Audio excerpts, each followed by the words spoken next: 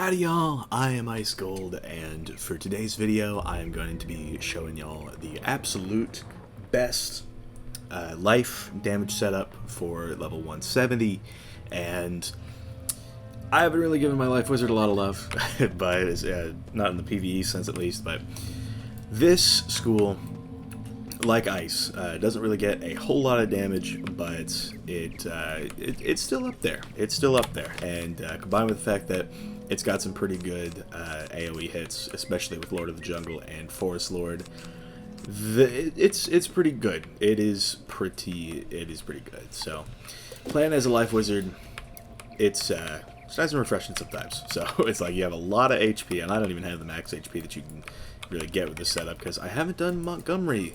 And nor have I done fleets, so yeah, if y'all ever needed any proof that I have neglected my life wizard, that's it. So yeah, let's just start going over the stats. So first and foremost, I have 227 damage with a mount that I'll show y'all in a bit.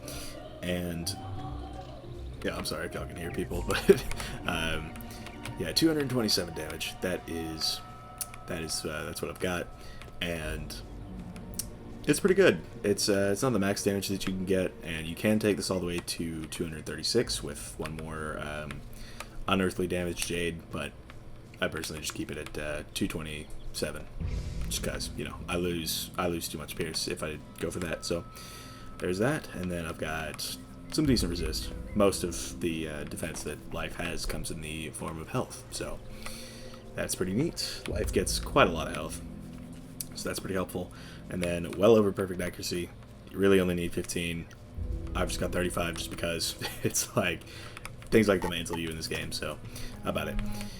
Decent crit, decent block, and then 35 pierce.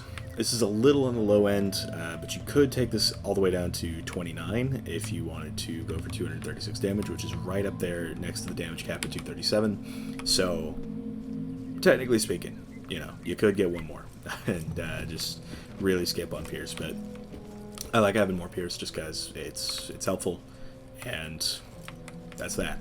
So yeah, and then for the outgoing healing, which is a stat that that is important to life rather, I've got 37%. Just I could have 39 if I had a level 160 outgoing pin, but you know, 37 outgoing, it's decent for a damage setup. You know, you're probably not going to be healing a whole lot as a life, especially not these days, but still, outgoing, kind of a nice little stat. And then well over perfect pips. This is one thing I noticed. You have 104% pip chance.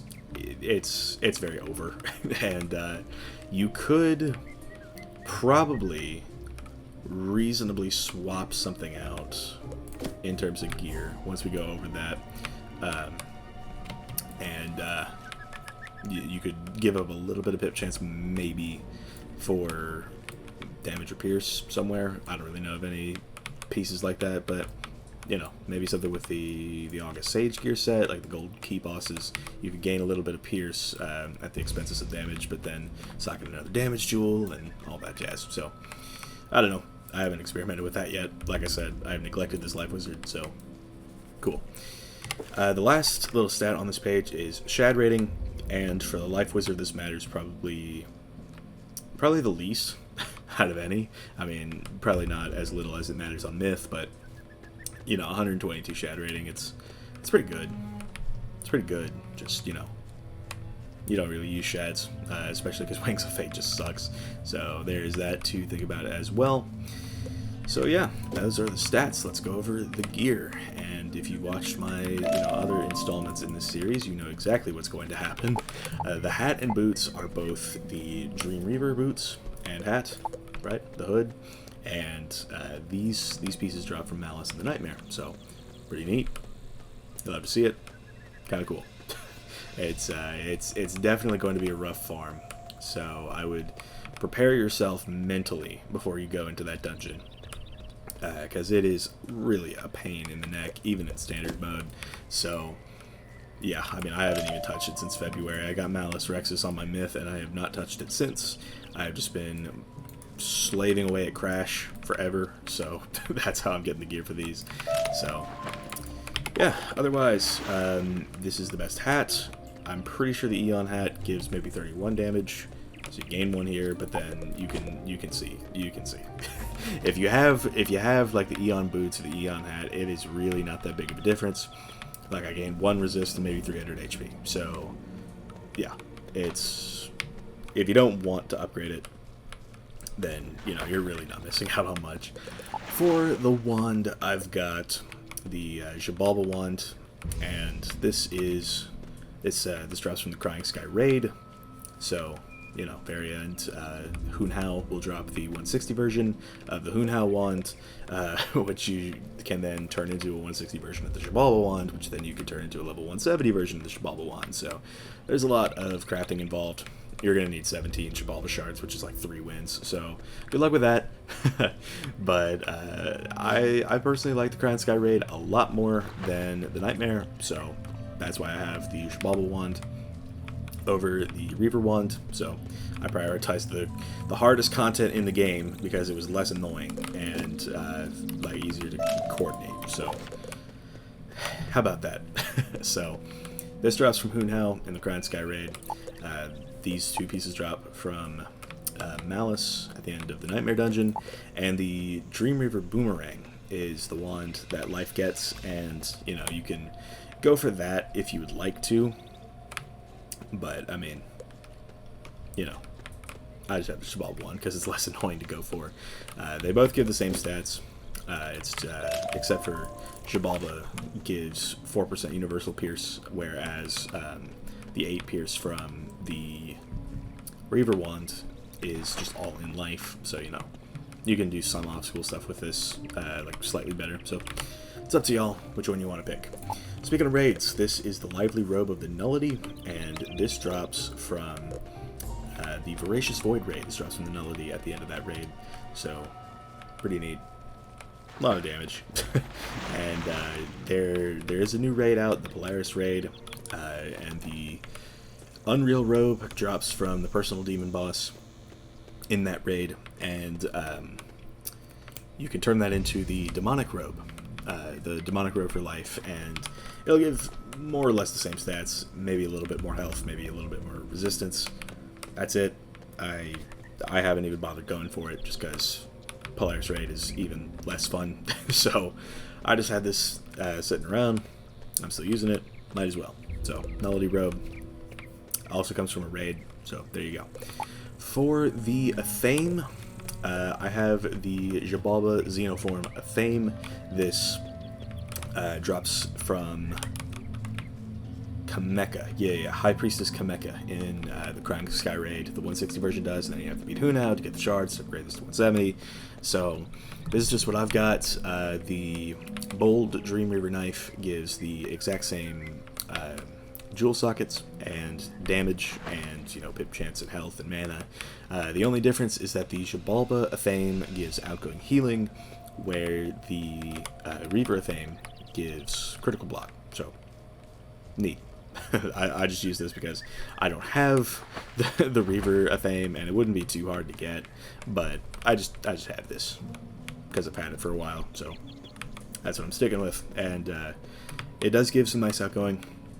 Like 10% is better than 0, so if you are going for a healing setup, this, you can't get this anymore, so who knows, maybe you decide to go for the Xibalba Athame after all. So that is what's up with that. So for the amulet, I have, and I should mention, these drop from the Invader fleets, the Reaver ones do, so keep in mind. And then for the amulet, I have the Bold Dream Reaver amulet. This drops from Crash the Bandit Coot in the Wabagong territory in Wallaru, and that comes from Lady Cortexia's side quest, so be sure to do that if you want this amulet. And I like this amulet over the Hunhao amulet because, you know, they both give the same health. Hunhao gives marginally more resistant pip conversion, but I like the Reaver amulet because it gives a stronger blade than what life usually gets. Life gets a 35 blade usually, same as everybody, except for balance. But yeah, so life gets 10% extra damage on their amulet blade. So it's like a sharpened blade for free.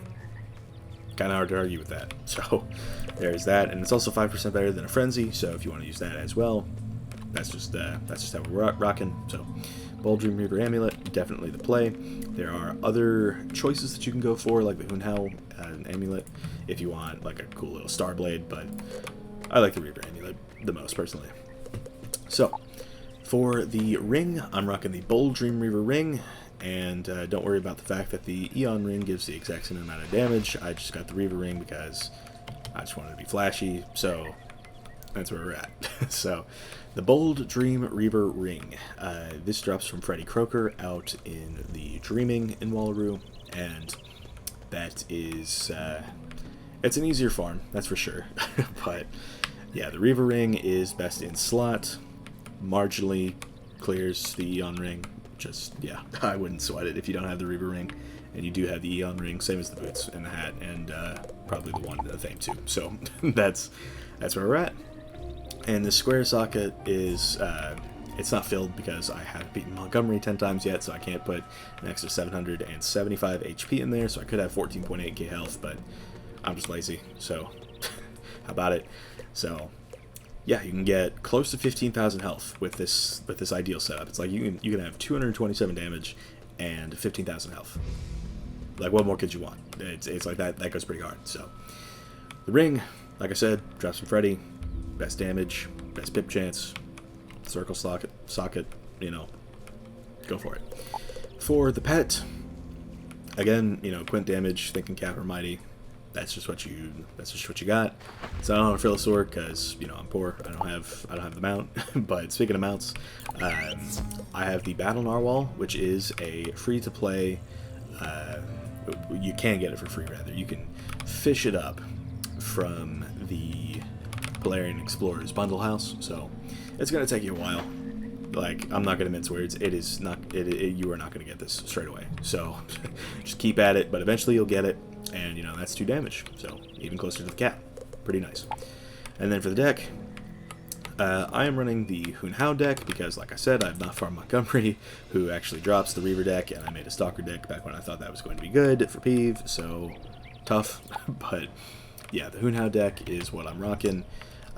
The Reaver deck, I think you get a Star Blade from, if I'm not mistaken, so, you know, make of that what you will. I'm just using the Hunhao deck because it's a deck that I have that gives a circle slot, and I already socketed 9% damage in it, so pretty good.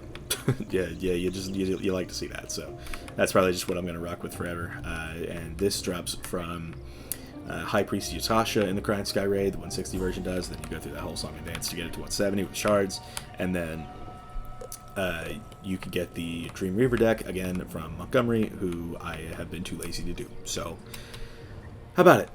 So that is going to wrap up this setup. It's again, you know, 227 damage and 35 pierce. You can go to 236 damage and 29 pierce if you would like to.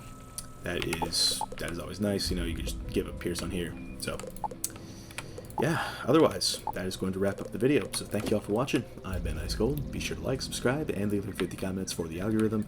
My Discord is down in the description if you want to chat with me some more, and I will see y'all later.